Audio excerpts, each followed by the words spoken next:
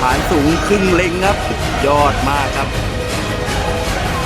นานๆจะได้เห็นของแปลกแบบนี้ครับฐานสูงครับฐานสูงเห็นนะครับว่าฐานสูงจะเป็นยังไงครับตอนนี้ฐานสูงเล็งแล้วครับฐานสูง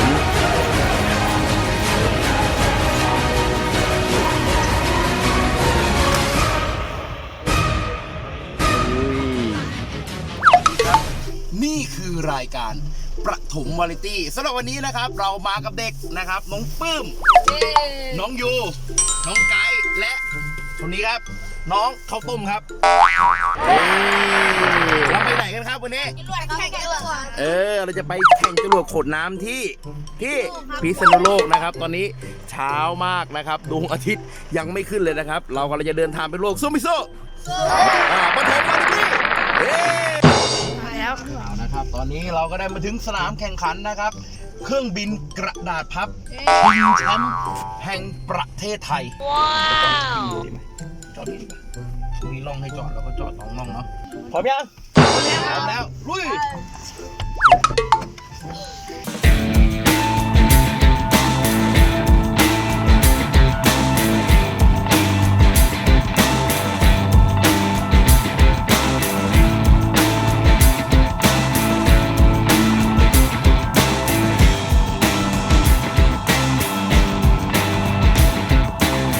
กำลังลุยอยู่ครับจะไม่เปลี่ยนใช่ไหมคะสูตรการพับวันนี้นะครับครูปอก็ใช้สูตรสกายคิงนะครับเป็นการพับมาตรฐานที่ครูปอได้ร่ำเรียนมานะครับถ้ายังไงมาดูน้องๆของอนุบาลหนองบัวครับต่อสู้แข่งขันวันนี้ครับ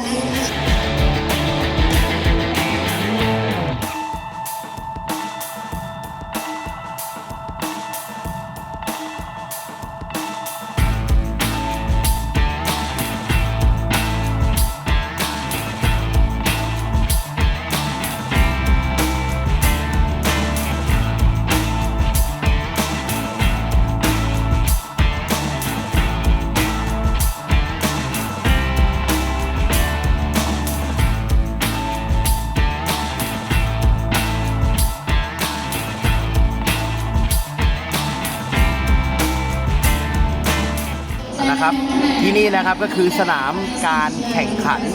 เครื่องร่อนเครื่องบินพับกระดาษชิงแชมป์แห่งประเทศไทยครั้งที่16นะครับนี่คือลักษณะสนามครับวันนี้นะครับกำลังทดสอบว่าเครื่องร่อนของเรานะครับเป็นยังไงบ้างถ้าเครื่องร่อนเราดีนะครับร่อนได้นานวันนี้นะครับน่าจะได้สถิติกลับโรงเรียนไหมครับถ้ายังไงเป็นกำลังใจช่วยให้กับครูปอและเด็กนักเรียนของครูปอด้วยนะครับ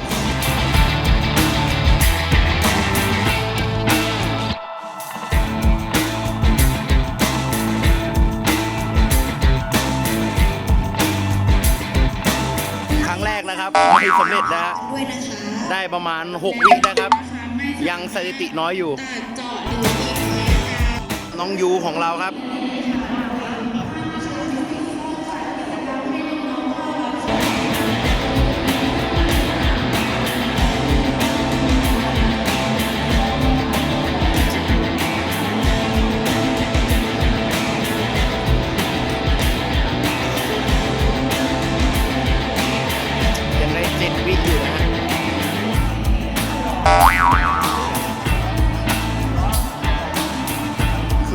ช้าไปหน่อยนะฮะยังไม่ได้ครับเป็นไงไหมครับยูโอเคเอาให้ได้9นะ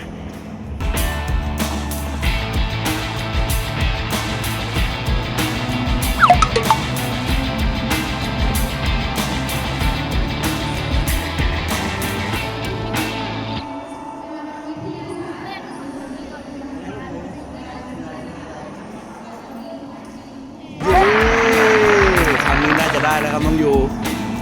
เดี๋ยวดูสถิติครับว่าได้เท่าไหร่ครับ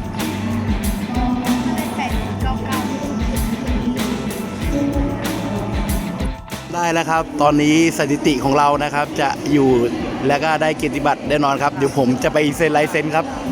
ว่ายูได้ผ่านเข้ารอบครับคนแรกครับ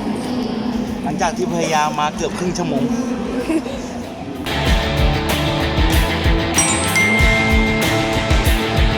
ต ตอนนี้นะครับน้องยูก็ได้เข้าไปด้านในแล้วครับไปพับเองครับก็ได้10จุดเท่าไหร่ไม่รู้ฮะ10กว่านะฮะก็ได้สถิติอย่างน้อยก็เอาสถิติกลับไปที่โรงเรียนครับอันนี้ก็ภูมิใจเล็กน้อยครับเราก็พยายามทำเต็มที่แล้วอยู่เนาะสถิตินะครับอยู่ที่10วิกว่าเนาะ10จุดเท่าไหร่10.88 วินาทีนะครับแล้วก็น้องยูก็ได้กิจบัตรอันนี้นะครับจากโรงเรียนนะครับก็ยินดีด้วยนะยูนะครับวันนี้ได้ทำสถิติของประเทศไทยไว้ แต่ยังไม่ถึงสถิติชาติเนาะไม่เป็นไรนะครับปีหน้าจะสู้ใหม่ไหมอย่าลืมนะปีหน้านะครับเราต้องทำให้ได้ดีกว่านี้นะครับสำหรับเครื่องรอบของเราไปต่อไปพวกเราประถมวาไรตี้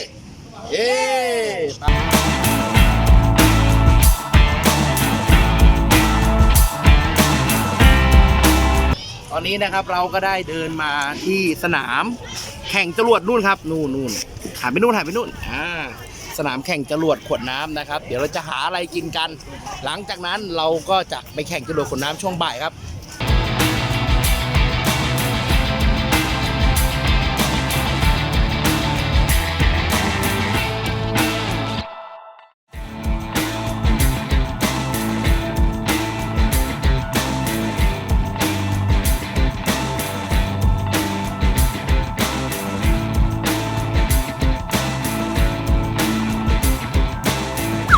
ตอนนี้ฐานสูงเล็งแล้วครับฐานสูง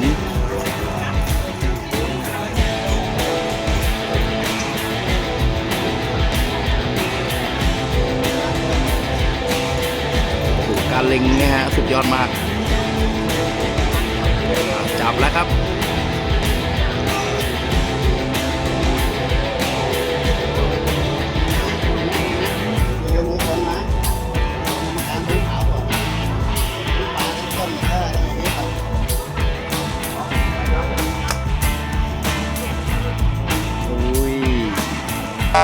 ทีมประถมวาไรตี้1ครับตัดสินใจเอาฐานออกครับ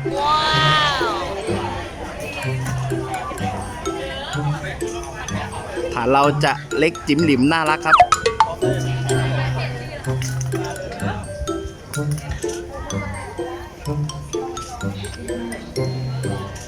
ประเภทความแม่นยำลำดับทีมที่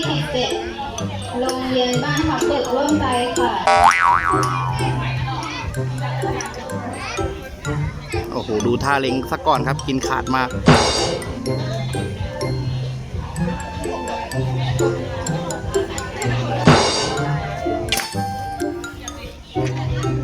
โอ้โห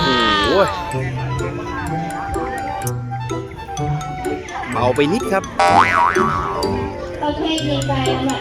ทีมประถมวาไรตี้2ครับประเภทดีใจลำดับที่8ทีม TCWRC 3โรงเรียนทุ่งเสลี่ยงชูสถาน